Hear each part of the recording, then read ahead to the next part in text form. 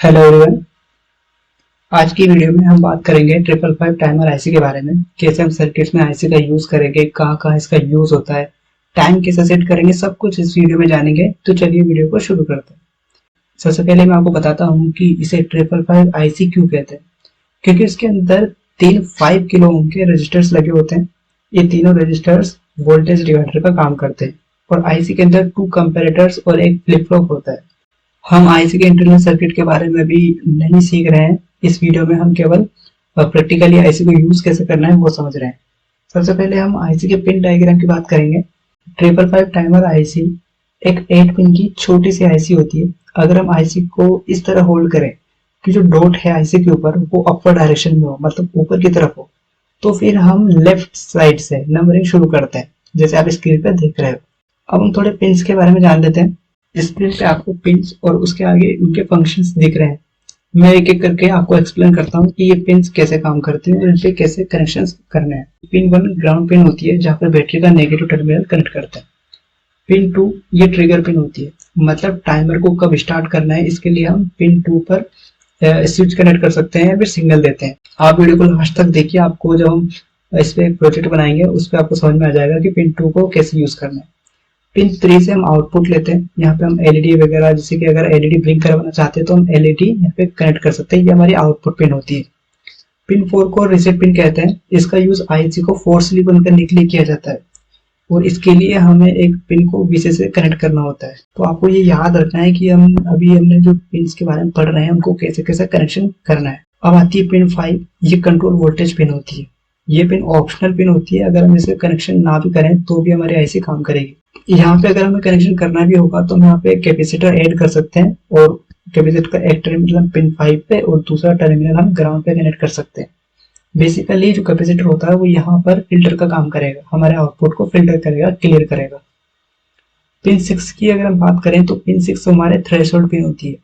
जब timer circuit बनाते हैं तो इस पिन पर एक कैपेसिटर भी लगा होता है और जब कैपेसिटर 2/3 वोल्टेज तक पहुंचता है तो आउटपुट लो हो जाता है, मतलब ऑफ हो जाता है।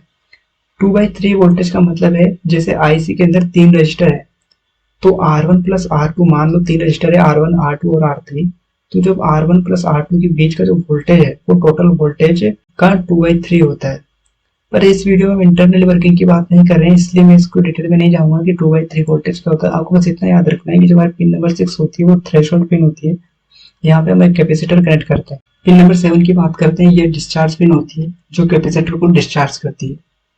पिन 8 लास्ट पिन होती है हमारी पावर सप्लाई के लिए। वीसीसी पिन होती है जहाँ पे हम बैटरी का पॉजिटिव टर्मिनल कनेक्ट करते हैं। तो हमने अभी आईसी के 8 पिन के बारे में जान लिया है कि कैसे कैसे ये इनका कनेक्शन हमें करना है, कहाँ कहाँ पे हमें कैपेसिटर्स कनेक्ट करने। अब हम आगे बढ़ते हैं और जानते हैं कि हमारी जो 555 आईसी होती है वो कितनी तरीके से काम कर सकती है। तो 3 मोड में हमारी 555 आईसी काम करती है।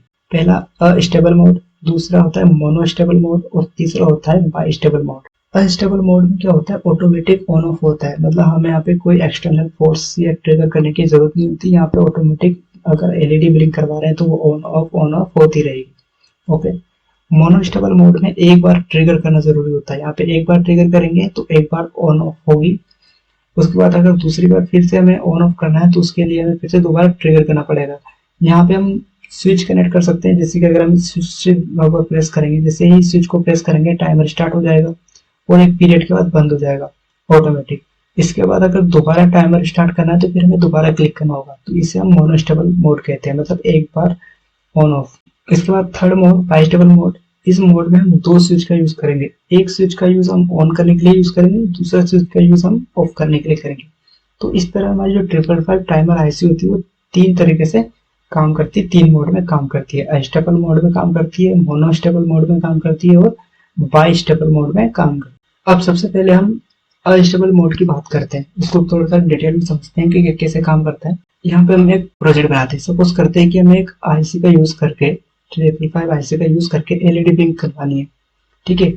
तो इसके लिए हमें सर्किट डिजाइन करना पड़ेगा। अब सर्किट बनाने के लिए कुछ कंपोनेंट्स की जरूरत होगी, वो मैं आपको बता देता हूँ जो आपको स्क्रीन पे दिखाई दे रहे हैं। एक हमें चाहिए 555 आईसी, एक कैपेसिटर चाहिए होगा और 3 रजिस्टर और एक एलईडी और बैटरी चाहिए होगी पावर सप्लाई के लिए। तो स्क्रीन पर आपको सर्किट डायग्राम दिखाई दे रहा है, मैं आपको इसको एक्सप्लेन करता हूँ।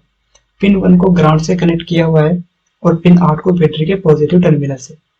पिन 4 को हम VCC यानी कि पिन 8 से शॉर्ट कर देंगे, मतलब पिन 8 से कनेक्ट कर देंगे, और पिन 2 को पिन 6 से कनेक्ट कर देंगे। ठीक है, ये आपको याद रखना है। जब हम पिन 4 के बारे में बता रहा था वीडियो में पहले, तो हमने कहा था कि पिन 4 पे हम VCC से कनेक्ट करते हैं ताकि वो फोर्सफुली बंद करने के लिए काम आता है। ये रीसेट पिन होती है। ओके, तो इसलिए हमने इसको VCC से कनेक्ट कर दिया। बात पिन 2 और पिन 6 की है, तो हमने दोनों को शॉर्ट कर दिया है। इसके बाद हम यहाँ पे कैपेसिटर कनेक्ट करेंगे जो आपको दिखाई दे रहा है स्क्रीन पर। अब एक 1 किलो ओम का रजिस्टर लेंगे और पिन 4 और पिन 7 के बीच हम इसे कनेक्ट कर देंगे जैसे कि स्क्रीन पे दिखाई दे रहा है। इसके बाद एक और रजिस्टर लेंगे, इसकी वैल्यू होगी 2.2 किलो ओम का, और जहां रजिस्टर R1 लगा हुआ है और पिन 7 है, इनके बीच से एक टर्मिनल हम कनेक्ट करेंगे और दूसरा टर्मिनल रजिस्टर का वो हम कनेक्ट करेंगे पिन नंबर 6 और 2 के जंक्शन पर, मतलब इन दोनों के बीच में। इसके बाद एक कैपेसिटर लेंगे 100 माइक्रोफेरेड और R2 मतलब हमारा जो दूसरा रजिस्टर है 2.2 किलो ओम का, और पिन नंबर 6 के बीच एक टर्मिनल कनेक्ट करेंगे और दूसरा टर्मिनल किसका, कैपेसिटर का, उसका हम ग्राउंड से कनेक्ट कर देंगे। तो स्क्रीन पे आपको जो सर्किट डायग्राम दिखाई दे रहा है वैसे हमें कनेक्शन कर लेने हैं आईसी के। अब हमें लेना है आउटपुट, और आउटपुट मिलेगा हमें पिन नंबर 3 से। तो हम पिन नंबर 3 को एक 220 ओम के रजिस्टर के साथ कनेक्ट कर देंगे और एक टर्मिनल एलईडी का ग्राउंड के साथ कनेक्ट कर देंगे।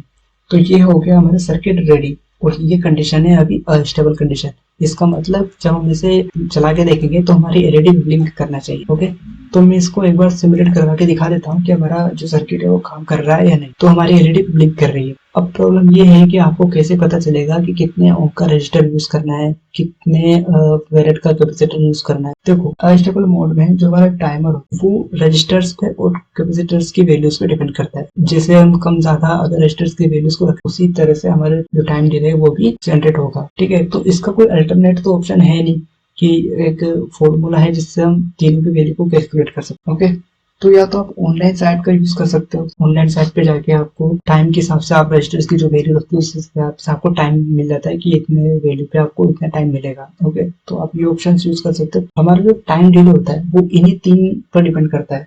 जैसे हम R1 या R2 जो हमने कनेक्शन किए हैं सर्किट में, उनकी वैल्यू को चेंज करते हैं तो हमारा जो टाइम डिले होता है वो भी चेंज। तो आई होप कि आपको 555 आईसी के बारे में कुछ समझ आया हो। अभी हमने केवल अनस्टेबल मोड की बात करी है। अभी हमारे पास 2 मोड और है, मोनोस्टेबल मोड और बाइस्टेबल मोड, जिसकी बात हम नेक्स्ट वीडियो में करेंगे। साथ ही नेक्स्ट वीडियो में हम 555 आईसी के अल्टरनेट के बारे में भी सोचेंगे कि इसकी जगह कौन सी दूसरी आईसी या कौन सा दूसरा अगर कोई कंपोनेंट है वो यूज कर सकते हैं, क्योंकि इसमें हमें प्रॉब्लम आ रही है कैपेसिटर और रजिस्टर्स की। ओके, तो नेक्स्ट वीडियो में मिलते हैं। अगर आपको वीडियो अच्छी लगी हो तो प्लीज चैनल को लाइक करना, शेयर करना और सब्सक्राइब करना।